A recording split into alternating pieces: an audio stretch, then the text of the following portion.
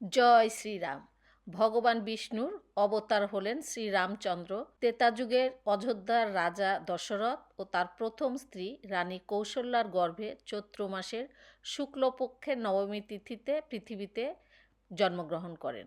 রামের জন্মদিনটি রামনবমী হিসাবে পরিচিত। বিশ্বাস করা হয় যে এই দিনে নিষ্ঠাভরে পূজা করলে ঘরে সুখ সমৃদ্ধি এবং সুখ শান্তি বজায় থাকে। রামনবমী পালন করলে মানুষের মনে ভক্তি জাগ্রত হয়, নেতিবাচক শক্তি দূর হয় এবং জীবনের প্রতিটি ক্ষেত্রে ইতিবাচক পরিবর্তন আসে। 2026 সালে বাংলাদেশ এবং কানাডায় একই দিনে রামনবমী পালিত হবে মার্চের 26 তারিখে। এখন শুনে নি শ্রী রামনবমীর ব্রত কথা। একসময় পদ্মজনী ব্রহ্মাকে মহর্ষি সনক প্রশ্ন করেছিলেন ও জানতে চেয়েছিলেন যে কিভাবে রাজা দশরথ ও কৌশল্যা শ্রীরামচন্দ্রের মতো পুত্র লাভ করেছিলেন। উত্তরে ব্রহ্মা বলেছিলেন যে মহারাজ দশরথ ও কৌশল্যা দীর্ঘদিন পুত্রাদি লাভ না করে বড়ই চিন্তিত ছিলেন। তারা দুজনে একসময় পুত্র লাভের আশায় ভগবান সদাশিবের আরাধনা করেন। পুত্র শোকে কাতর এই দুইজনের ভক্তিতে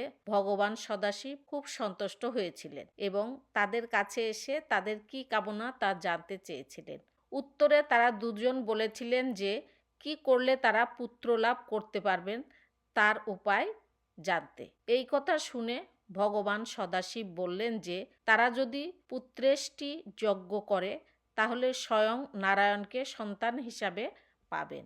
এই কথা শুনে মহারাজ দশরথ পুত্রেষ্টি যজ্ঞ করলেন। তার কিছুদিনের মধ্যেই কৌশল্যা গর্ভবতী হলেন এবং সঠিক সময়ে শুভ লগ্নে চৈত্র মাসের শুক্লপক্ষে পূর্ণবসু নক্ষত্রে নবমী তিথিতে স্বয়ং নারায়ণ শ্রীরামচন্দ্র রূপে জন্মগ্রহণ করলেন দশরথ গৃহে। এই কথা শোনার পর মহর্ষি সনক ব্রহ্মাকে এই ব্রত নিয়ম জানতে চাইলে ব্রহ্মা বললেন যে ব্রত পালনের আগের দিন নিরামিষ খেয়ে সংযমী হয়ে তৃণশয্যায় শয়ন করতে হয়।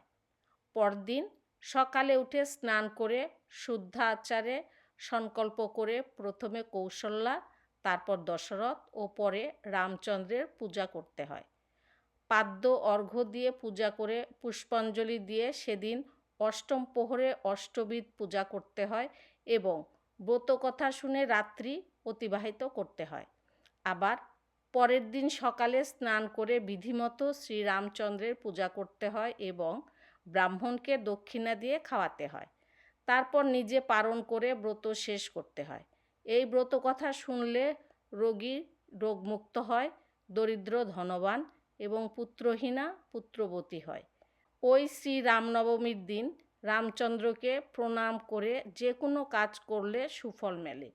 এই তিথিতে উপবাস করে রাত্রি জেগে ও তর্পণ করলে ব্রহ্মলোক প্রাপ্তি ঘটে। এই ব্রত পালনে শ্রীরামচন্দ্র সন্তুষ্ট হয়ে ব্রতীর মনোবাসনা পূর্ণ করেন। এই ব্রত পালনে দুর্বিষহ গর্ভযন্ত্রণা ভোগ করতে হয় না। এই রামনবমীর দিনে রামচন্দ্রকে স্মরণ করে যে কাজ করা হয় তা সর্বাঙ্গীন সুসম্পন্ন সফল হয়ে থাকে। এই ব্রতটি অতি পূর্ণ একটা ব্রত।